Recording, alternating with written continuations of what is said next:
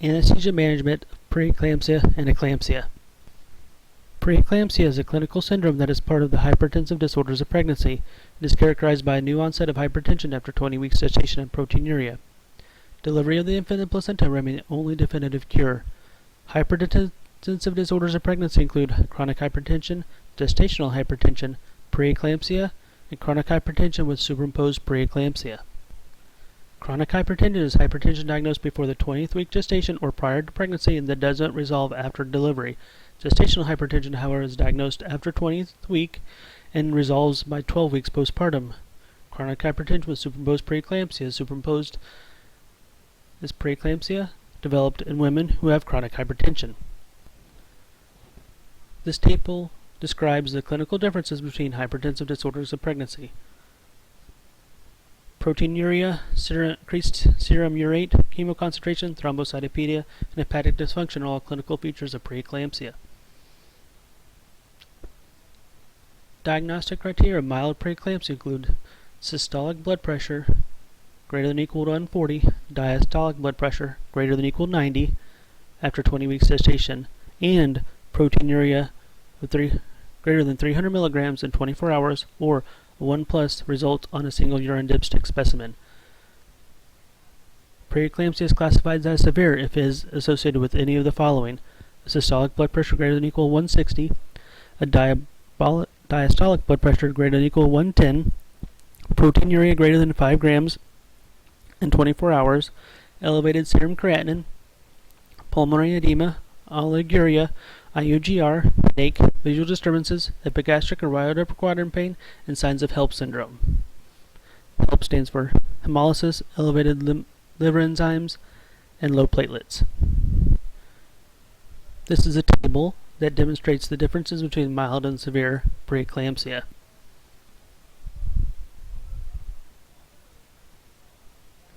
Preeclampsia occurs between 4 and 8% of all pregnancies in the United States. Majority of these are nulliparous, and mild preeclampsia occurs in most of the cases. However, many untreated preeclamptic women will progress to eclampsia.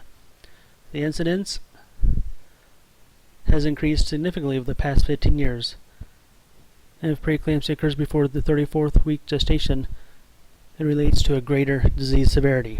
And again, the delivery of the infant and placenta is the only definitive treatment.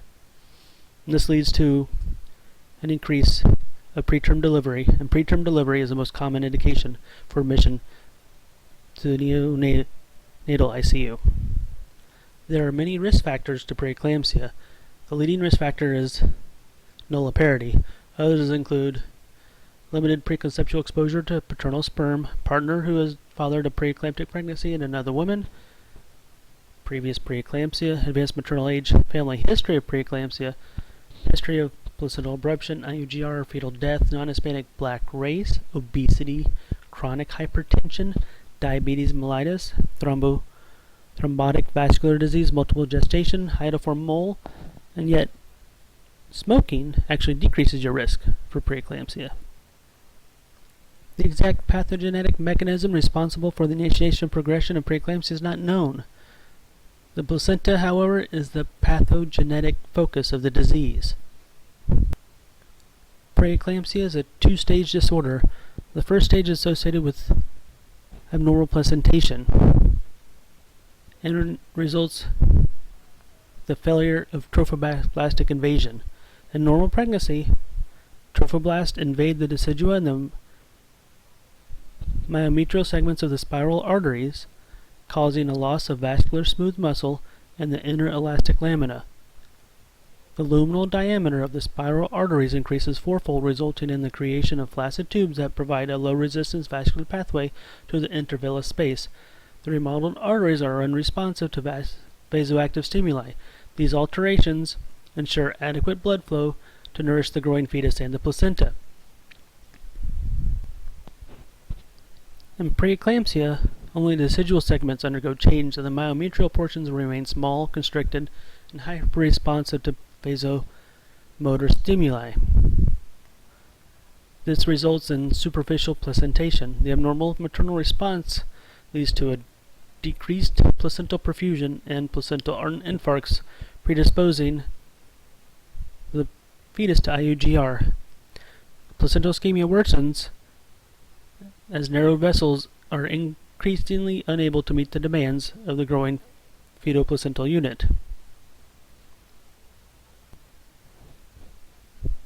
The reduced perfusion leads to the symptomatic second stage, which is characterized by widespread maternal endothelial dysfunction and an accentuated systemic inflammatory response.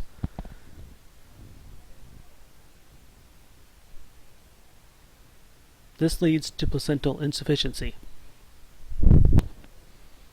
This compares the imbalance of biological actions of prostacyclin and thromboxane in normal pregnancy with the imbalance of increased thromboxane and decreased prostacyclin in a preeclamptic patient. Prostacyclin is a vasodilator, whereas thromboxane is a powerful vasoconstrictor. Preeclampsia has been further classified into early and late, with early being the symptoms onset before 34 weeks gestation and late with the symptom onset after 34 weeks. Early onset begins with abnormal placentation and has a high rate of recurrence and is a clear genetic component. However, late onset likely results from the interaction between a normal placenta and a woman genetically or metabolically predisposed to disease. These women most likely have hypertension, obesity, diabetes, or other forms of microvascular disease and are challenged to meet the demands of the growing fetus and placenta.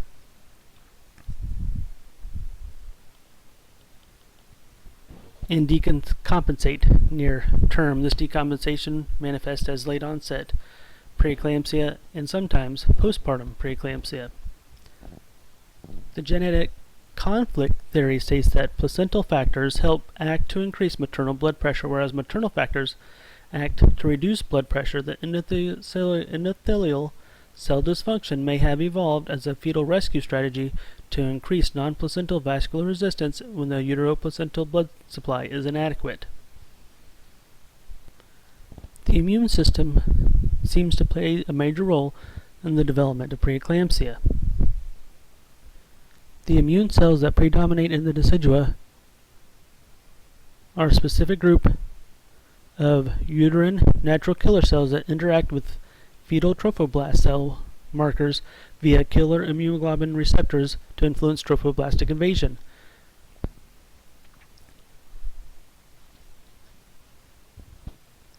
Maternal killer immunoglobulin receptors and trophoblastic human leukocyte antigen C increase the risk of preeclampsia.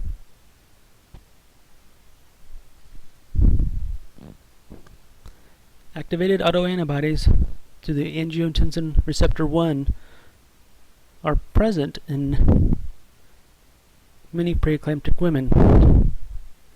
These autoantibodies activate AT1 receptors on cardiac myocytes, trophoblast cells, endothelial cells, and vascular smooth muscle cells. These autoantibodies results in hypertension, proteinuria, and greater production of the soluble FMS like tyrosine kinase 1.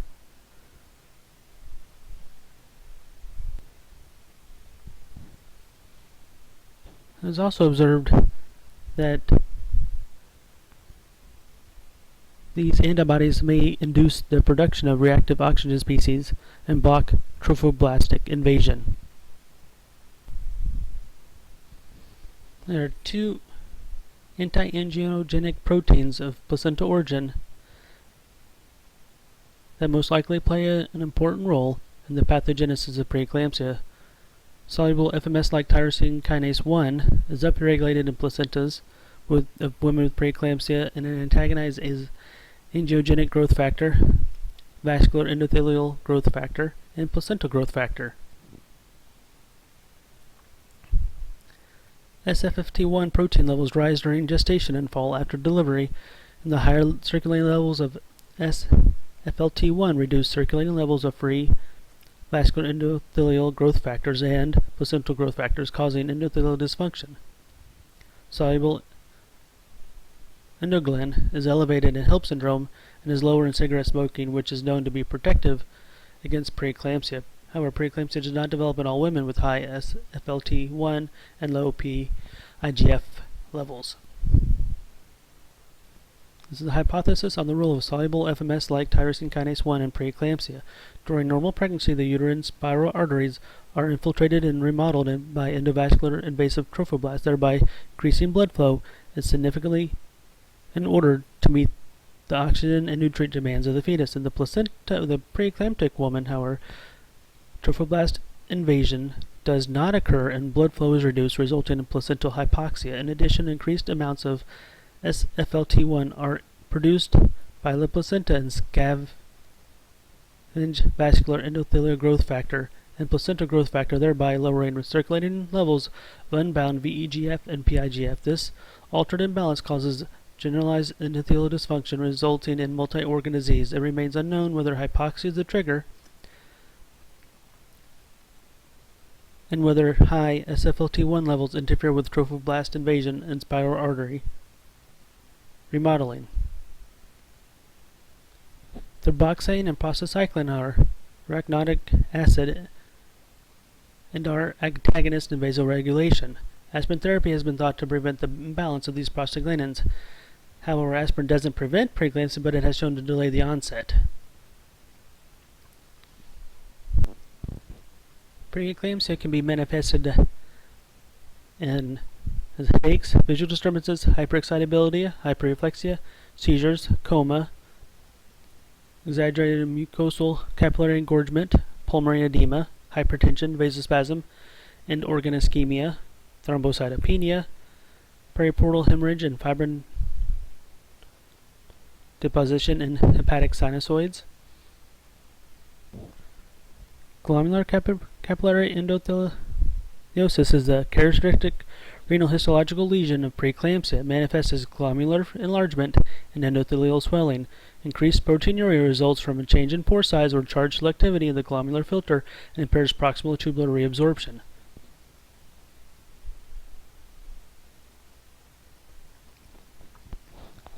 Maternal surveillance is indicated for all preeclamptic women.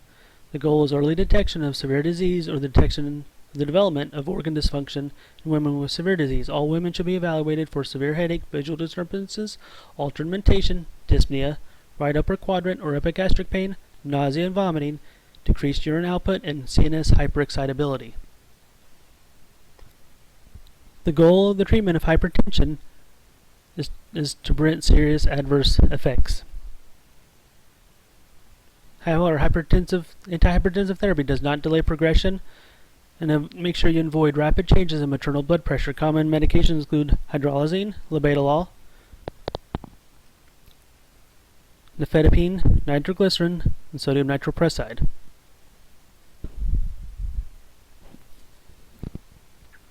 Seizures are thought to be caused by either the cerebral vasospasms or sustained hypertension causing forced dilation of the cerebral blood vessels and hyperfusion and cerebral edema. Seizure prophylaxis is accomplished through a magnesium sulfate infusion. The mechanism of action is unknown, however they do believe that it results from its vasodilation properties. The loading dose of magnesium is between 2 to 6 grams over 20 minutes and a maintenance dose of 1 gram to 2 grams per hour. However, the loading dose at our facility is 2 grams over 20 minutes with a 1 gram per hour maintenance dose. Magnesium sulfate is unscreened, unchanged in the urine. Make sure you use caution in renal failure patient. Serum concentrations are 1.5 to 2.5 milligrams per deciliter. The therapeutic range of sulfate infusion is 5 to 9 milligrams per deciliter. T10 and reflexes are lost at 12 milligrams. Respiratory depression leading to respiratory arrest occurs at 15 to 20, and cardiac collapse occurs at greater than 25 milligrams per deciliter. The treatment for MAG toxicity is calcium gluconate.